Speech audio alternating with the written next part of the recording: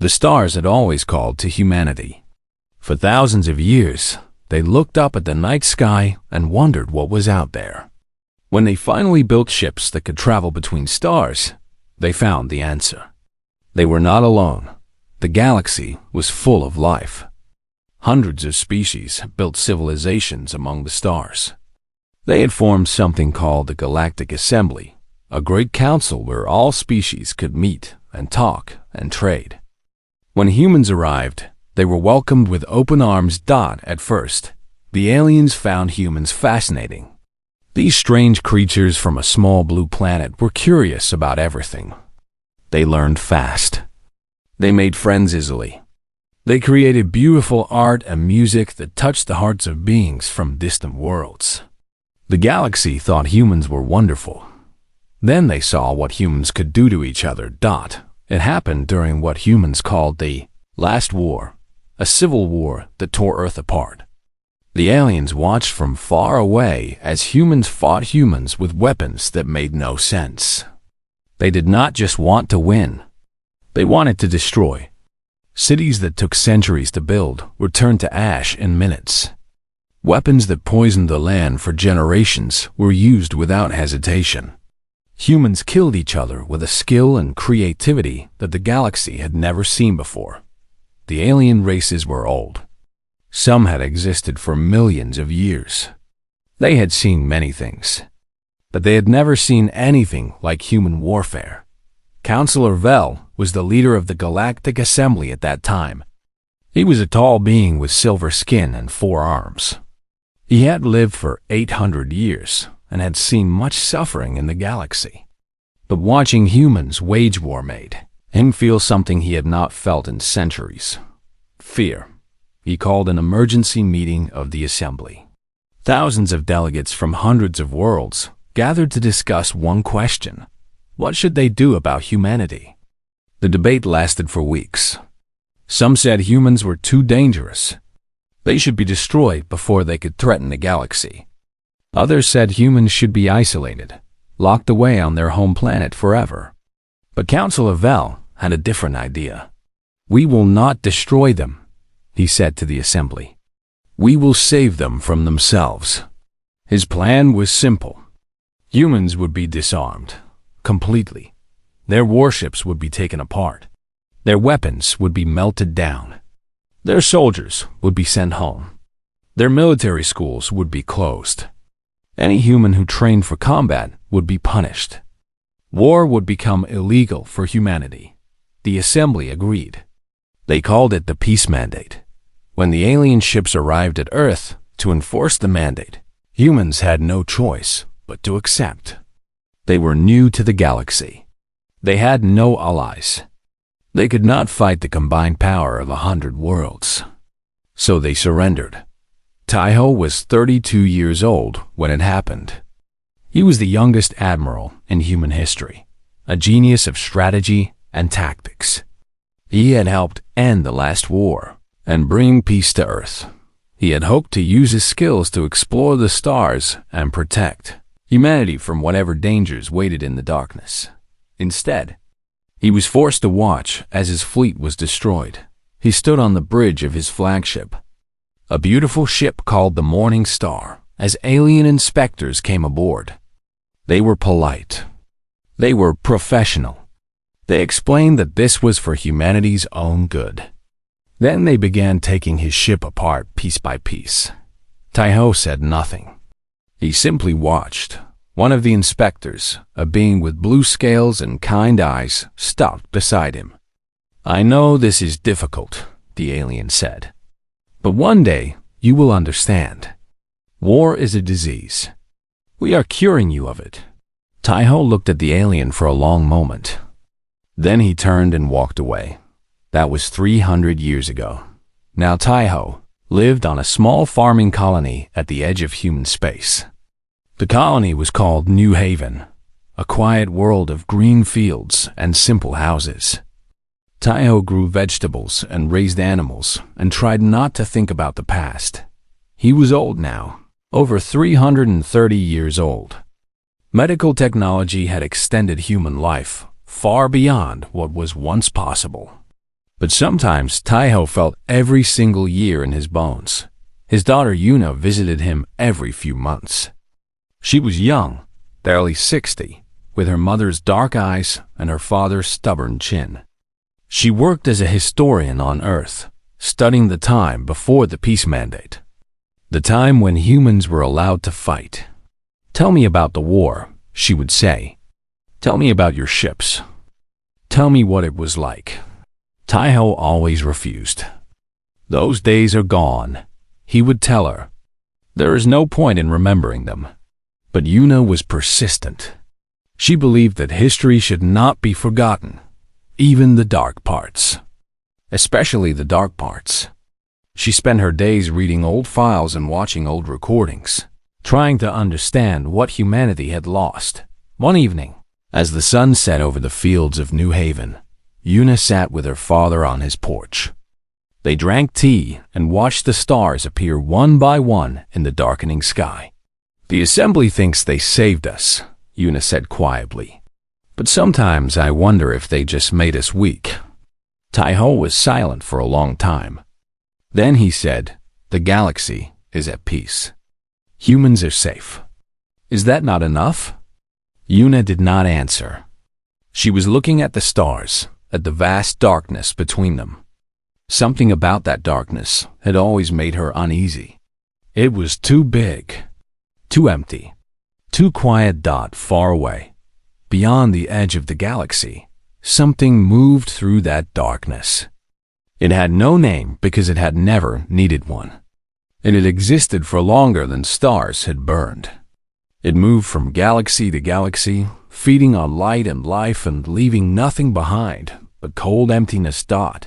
It had found this galaxy long ago and had been traveling toward it ever since. Now, after millions of years, it was almost there. The being that humans would come to call the Hollow had finally arrived, and the galaxy that had forbidden humanity from war was about to learn why that had been a terrible mistake. The first colony to disappear was a small mining station on the edge of the galaxy. It was called Outpost 7, home to about 2,000 workers from different species. One day, they sent their regular reports. The next day, there was silence. The Galactic Assembly sent a ship to investigate. The ship found nothing. Not ruins. Not bodies. Not even dust. The entire station was simply gone, as if it had never existed. The planet it had orbited was still there, but it looked wrong. The color had drained from it. It looked gray and dead, like all the life had been sucked out of it. The assembly was confused but not worried. Strange things happened in space. Equipment failed. Accidents happened. They wrote a report and filed it away. Then 3 more colonies went silent. Then 10. Then 50. Now the assembly was worried. Councilorvel was still alive, kept breathing by the best medical technology the galaxy could offer. He was over 1,000 years old now, and he had led the assembly for most of that time. He called an emergency meeting to discuss the disappearances. The delegates argued for days. Some thought it was a new disease. Others thought it was a natural disaster of some kind. A few suggested that it might be an attack, but this idea was quickly dismissed. Who would attack peaceful colonies? There had been no major war in the galaxy for centuries. The idea seemed absurd. Ambassador Tora was one of the few who took the threat seriously. She was a diplomat from a species called the Ven, beings with soft gray skin and large, gentle eyes. She had spent most of her career working with humans, and she had grown to admire them deeply. Their art moved her. Their music made her weep. Their kindness surprised her. But she also remembered something that most of the galaxy had forgotten. She remembered what humans looked like when they were angry. Tara traveled to Earth to meet with the human leadership. She brought with her recordings from the destroyed colonies. The last images ever captured from Outpost 7 and the other stations that had vanished. The human leaders watched in silence. The recordings showed darkness moving across the stars. Not a fleet. Not a weapon. Just darkness, spreading like a stain. And wherever it touched, everything died. What is it? Asked the President of Earth. We do not know, Tora admitted. But we know it is coming. And we know we cannot stop it. She paused, her large eyes filled with sadness. Our peacekeeping forces were built to settle disputes, not to fight wars. We have forgotten how to wage true combat. We have no generals, no battle plans, no weapons designed for real warfare. She looked at the humans around the table. But you remember, do you not? Even after 300 years, you remember how to fight. The humans said nothing. They had been forbidden from remembering. On New Haven, Una received a message from her friend at the Historical Archive. Someone had been asking questions about the old military files, the classified ones, the files that were supposed to have been destroyed after the peace mandate. Una spent weeks searching through forgotten databases and abandoned storage facilities. What she found made her blood run cold. Before the peace mandate, her father had developed something called the Omega Protocols. They were battle strategies designed for one specific purpose: to fight an enemy that could not be reasoned with. An enemy that did not want territory or resources or power. An enemy that simply wanted to destroy. The Assembly had found these protocols and declared them too dangerous to exist. They had ordered them destroyed along with everything else. But someone had hidden copies. Someone who believed that one day, humanity might need them again. Una took the files to her father. Taiho read them slowly, his old hands trembling slightly. These were his words, his ideas, his nightmares written down and turned into strategy. He had spent decades trying to forget them. When he finished reading, he stood up and walked to the fireplace. Without a word, he threw the files into the flames. Father. Una grabbed his arm. What are you doing? They took this from us for a reason, Taiho said. His voice was flat and hard. These protocols were designed for total war. The kind of war where you do not stop until the enemy is completely destroyed. The Assembly was right to fear them. And if they were wrong? Una demanded. Colonies are disappearing, Father. People are dying. Whatever is out there, it is not stopping. It is not negotiating. It is just killing. Taiho stared at the burning files. Then the Assembly will deal with it. That is not our responsibility anymore. But even as he said the words, he knew they were a lie. Across human space, others were having similar conversations. Minho, who had served as Taiho's second in command 3 centuries ago, received a coded message one night. It came from a woman named Sora, an engineer he had met only once, many years ago. The message contained coordinates. Nothing else. Minho traveled to those coordinates and found himself in an asteroid field far from any inhabited system. Hidden among the rocks was something that made his heart stop. Ships. Human warships. Dozens of them, hidden in the darkness for 300 years. The SOR met him at the entrance to the hidden shipyard. She was small and quiet, with clever hands and tired eyes. She had spent her entire life in this place, maintaining ships that the galaxy had ordered destroyed. My grandmother hid them here after the mandate, she explained. She believed that one day we would need them again. So did my mother. So do I. Minho walked among the ships. They were old, outdated. Many of them were held together with patches and prayers. But they were warships. Real warships with real weapons, designed for real combat. Does anyone else know about this place? He asked. SOR shook her head. Only a few. Veterans like you.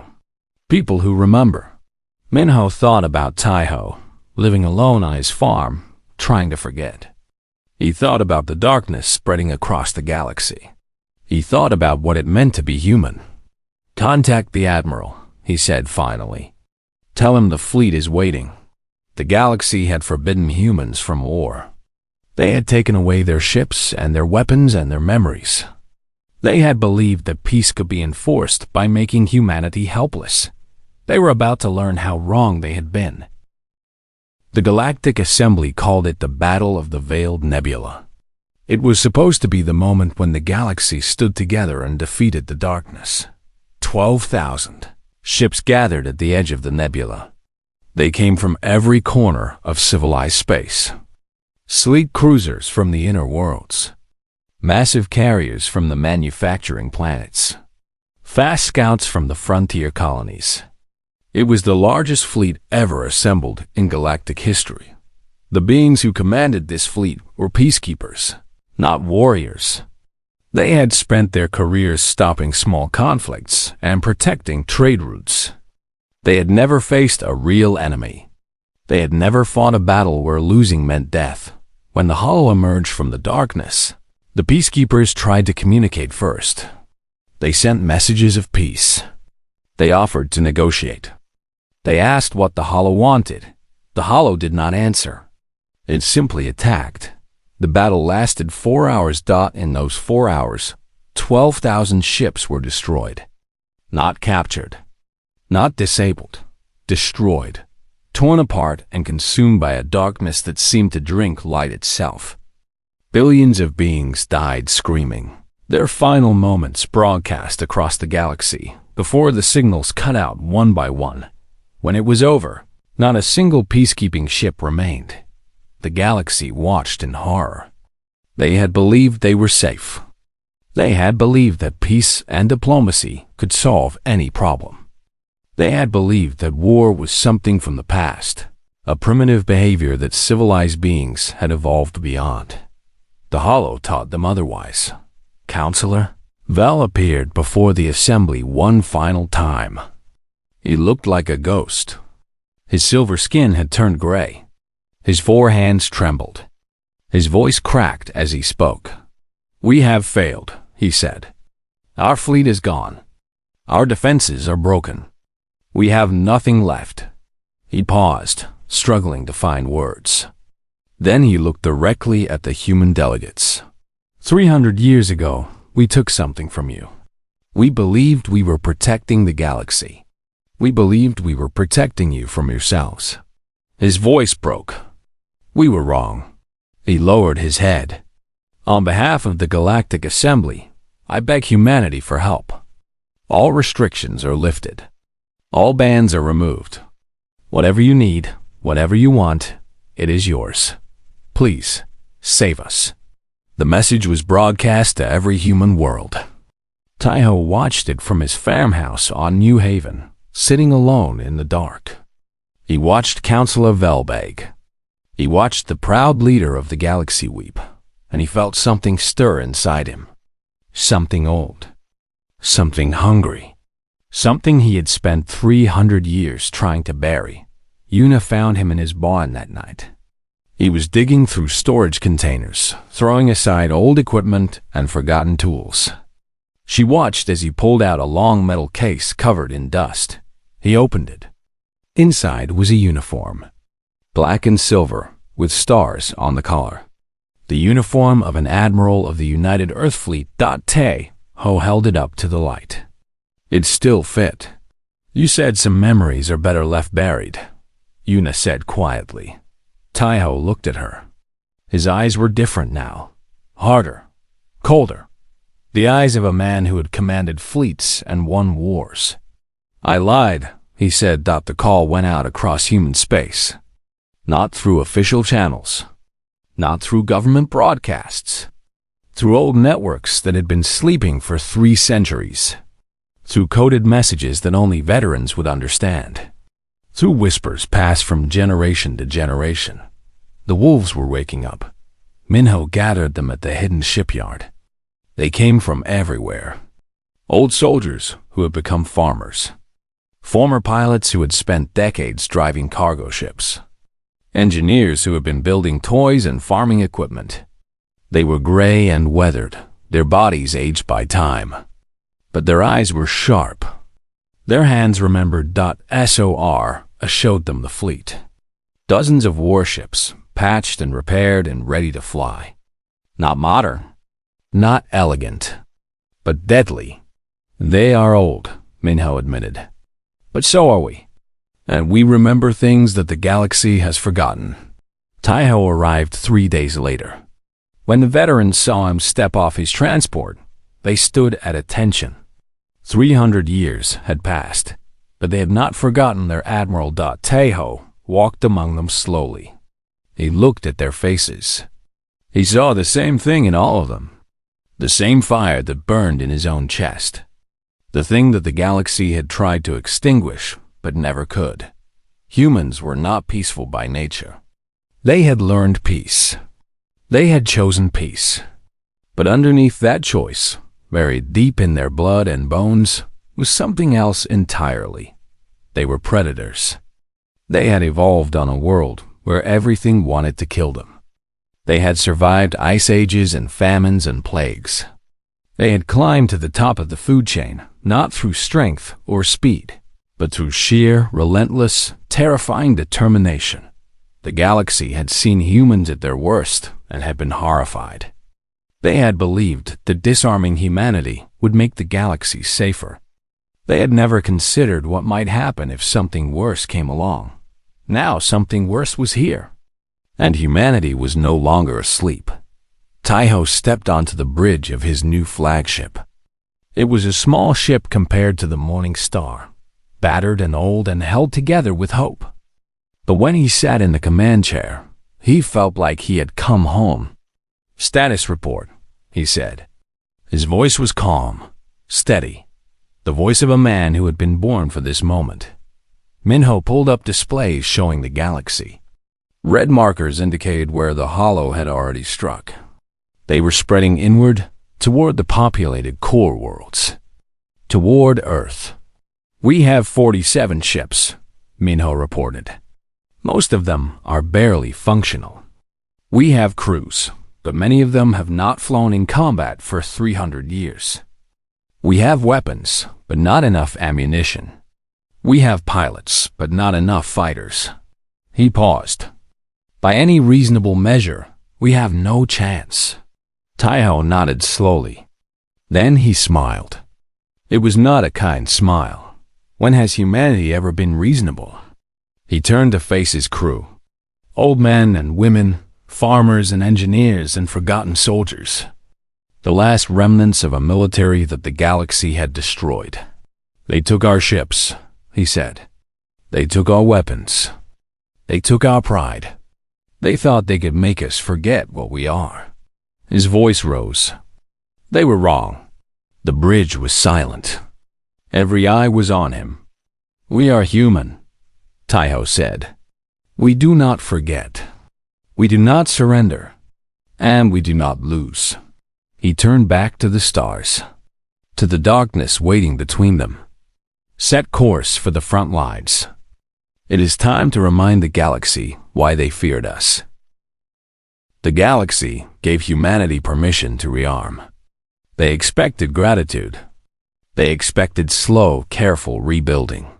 They expected humanity to politely ask for help and guidance. They did not expect what happened next. Within days of the announcement, human factories that had been making farming equipment began producing weapons. Engineers who had spent their careers designing children's toys started building warships. Teachers who had been educating young minds began training soldiers. Universities that had taught art and philosophy opened military academies. It was as if someone had flipped a switch. 3 centuries of enforced peace vanished overnight. The galaxy watched in shock. They had believed that generations of peace had changed humanity. They had believed that the warrior spirit had been bred out of them. They had believed that humans had become like everyone else. They were terribly, horribly wrong. Ambassador Tora traveled to Earth to see it for herself. What she found frightened her more than the Hollow ever had. The planet was transformed. Every city was a factory now. Every school was a barracks. Men and women who had lived quiet lives just weeks ago marched in perfect formation, their eyes hard and focused. Children too young to fight collected metal and recycled materials for the war effort. The elderly who could not serve taught history lessons about ancient battles and forgotten strategies. But what frightened Tora most was the look in their eyes. There was no fear there, no hesitation, only a cold, patient hunger. She found Yuna at the historical archive, now converted into a strategic planning center. How is this possible? Tora asked. 300 years of peace. Generations who never knew war. How can you change so quickly? Yuna looked up from her work.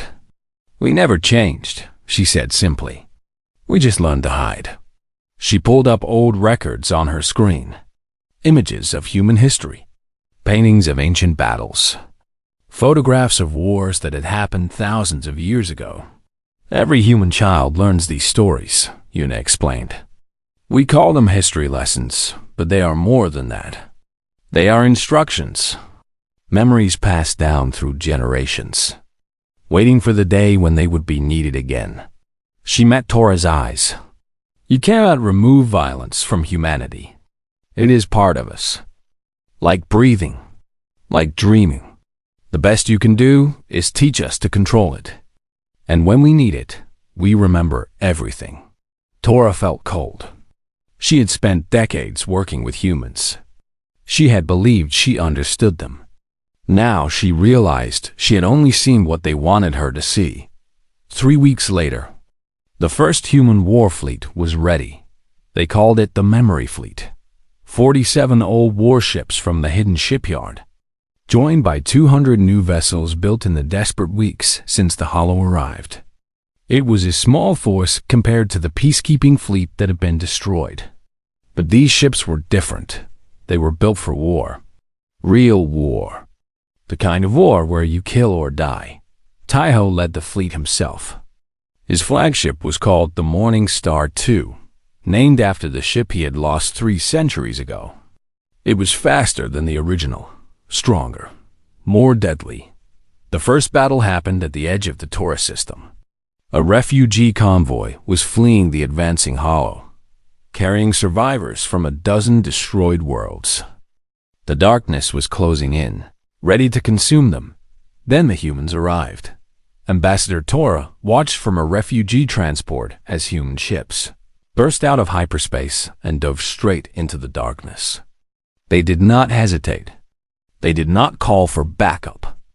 They simply attacked. The Hollow had destroyed every enemy it had ever faced. It had consumed civilizations that were millions of years old. It had never encountered anything it could not defeat. Until now. The human ships fought like nothing the galaxy had ever seen. They used tactics that seemed insane. They sacrificed themselves to create openings for others. They crashed damaged ships directly into the enemy rather than retreat. They adapted in real time, learning the Hollow's patterns and exploiting every weakness. On the bridge of the Morning Star II, Taiho commanded with cold precision. Reports flooded in from every part of the battle. Ships destroyed. Crews dying. The darkness pressing in from all sides. His tactical officer, a young woman named Hana, looked up from her station. Her face was pale. Admiral, they are converging on our position. We are outnumbered 40 to 1. Taiho studied the display for a moment. Then he smiled. Then it is almost a fair fight. He opened a channel to his fleet. All ships, execute Pattern Omega. Let us show them what humans are made of. Pattern Omega was one of the strategies from the old files. The ones that Yuna had found. The ones that Taiho had burned. He had not forgotten them. He had never forgotten anything. The human ships moved as one. They formed patterns that the Hollow could not predict. They struck from angles that should have been impossible. They died by the dozens, but for every human ship that fell, 10 times as many of the enemy were destroyed. The Battle of Tora lasted 3 days. When it was over, the Hollow had been pushed back for the first time in its existence. Human losses were catastrophic. 30 ships destroyed. 10,000 lives lost. Families that would never be whole again. But the line held. The refugees survived. And the galaxy learned something new about humanity. Other species fought to survive. They would run if the odds were too bad. They would surrender if defeat seemed certain. They thought of war as something to be avoided. Humans were different. Humans did not fight to survive. They fought to win. And they would die, every single one of them, before they would surrender.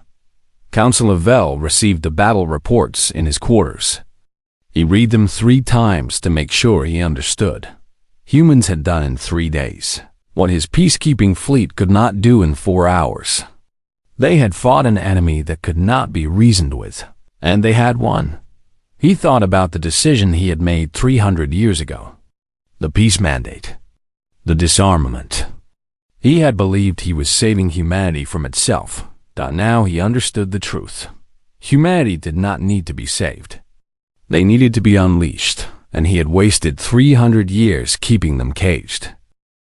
The war lasted 7 years. 7 years of darkness. 7 years of death. 7 years of humanity carrying a burden that the galaxy could not carry itself.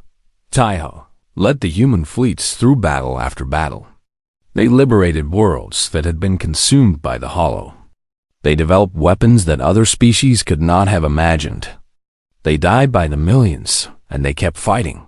Other species joined the war as it went on. They saw what humanity was doing and felt shame for their own fear. They sent ships and soldiers and resources. But everyone knew the truth. Humanity was the blade. Everyone else was just the handle. The turning point came at a place called the Void Wall, a region of empty space where the Hollow had gathered its greatest strength. The alien commanders wanted to go around it, to avoid the concentration of enemy forces. Taiho refused. "If we go around, they will follow," he said at the War Council. "We must break through. We must show them that there is no place in this galaxy where they can hide from us." The Battle of the Void Wall lasted 2 weeks. It was the largest battle in galactic history. Human ships numbered in the thousands now, joined by allies from across the galaxy. Against them stood a darkness so deep that light itself seemed to die at its edges. Taiho commanded from the front. He always commanded from the front. He believed that a leader should never ask soldiers to face risks that he would not face himself. On the 12th day, his flagship was surrounded. The Hollow had learned human tactics. They had adapted. They knew that killing Taiho would break the human spirit. So they focused everything they had on one ship. Minho begged him to retreat. "We can rebuild," the old veteran said. "We can find another way. Please, Admiral. The fleet needs you." Taiho shook his head. "The fleet needs a victory, and I intend to give them one." He opened a channel to his daughter. Yuna was commanding the reserve fleet, waiting at the edge of the battle for the right moment to strike. "Yuna," he said. His voice was calm, peaceful. "When you see my signal, you will have exactly 3 minutes. Do not hesitate. Do not mourn. Just win." Yuna's voice cracked. "Father, please. There must be another way." "There is not. And you know it." He paused. "I am proud of you, Yuna. I always have been. Tell them we remembered who we were." Then he cut the channel. Taiho ordered his ship forward, directly into the heart of the Hollow. His crew did not question him. They did not hesitate. They followed their admiral into the darkness. The Morning Star, too, tore through the enemy formation like a burning arrow. It destroyed dozens of enemy vessels before the damage became too great. But Taiho had never intended to survive. He had intended to create an opening dot in his final moment. Taiho activated the ship's self-destruct. Not just the normal kind. This was something the humans had developed in secret. A weapon that the galaxy had never seen. A small artificial sun, contained in the heart of the ship, suddenly released. The explosion was visible from systems away. It tore a hole in the hollow's formation, a hole that Yuna's fleet poured through like water through a broken dam. The Battle of the Void Wall ended with the hollow's retreat. Their main force was shattered. Their momentum was broken. For the first time, they were truly losing. Taiho did not live to see it. The war continued for 2 more years. Yuna took command of the human forces. She was not a soldier by training, but she had learned from the best. Under her leadership, the final campaign pushed the Hollow back beyond the galactic rim, into the cold void between galaxies where it had come from. The war ended not with a surrender, but with silence. The Hollow simply stopped coming. Whether it was destroyed or simply retreated, no one knew. What mattered was that it was gone. Counselor Vel addressed the galaxy one final time. He was ancient now, kept alive only by machines. His voice was barely a whisper. 300 years ago, he said, I made a decision. I believed that humanity was dangerous. I believed that disarming them would make the galaxy safer. I believed that peace could be enforced by making others helpless. He paused, struggling for breath. I was a fool.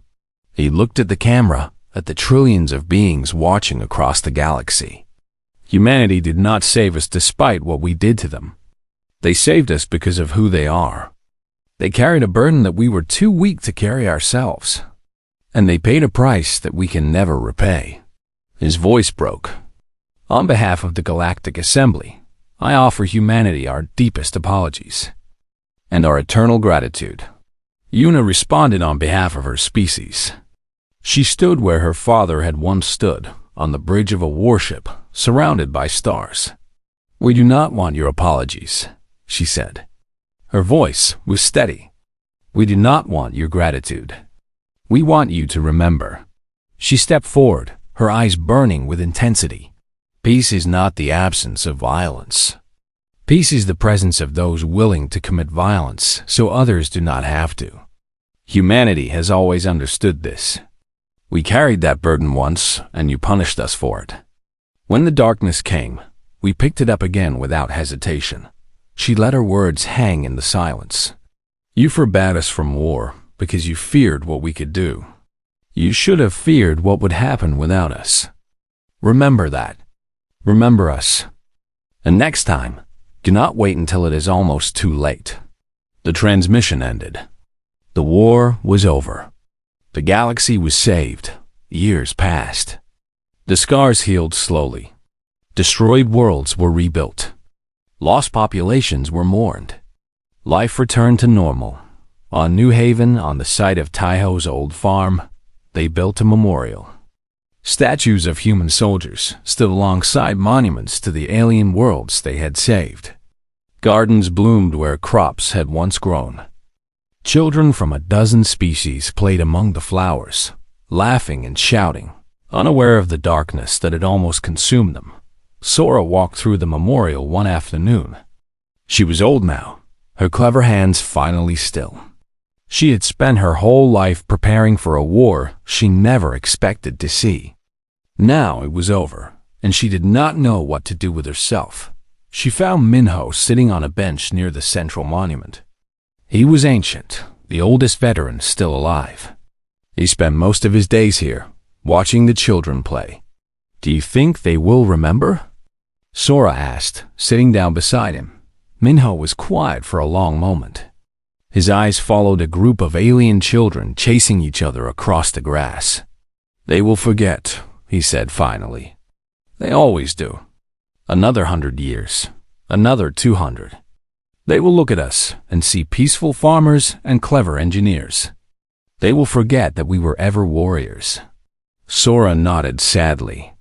And when the next darkness comes? Minho smiled. It was a tired smile, but there was something fierce hidden in it. Something eternal. They will call for us again. They will beg us to save them. And we will complain and grumble and pretend we do not remember how to fight. He turned to look at her, his old eyes suddenly sharp. And then we will show them. Just like we always have. Just like we always will. He looked up at the stars. At the vast, ungrateful, beautiful galaxy that had tried to defang humanity and then begged them to bare their teeth. "That is who we are," he said softly. "That is who we have always been. The wolves who pretend to be sheep, until the sheep needs saving." Sora followed his gaze upward. Somewhere out there, in the darkness between stars, something might be watching, waiting, planning. Let it come, she thought. We will be ready. We are human. We always are.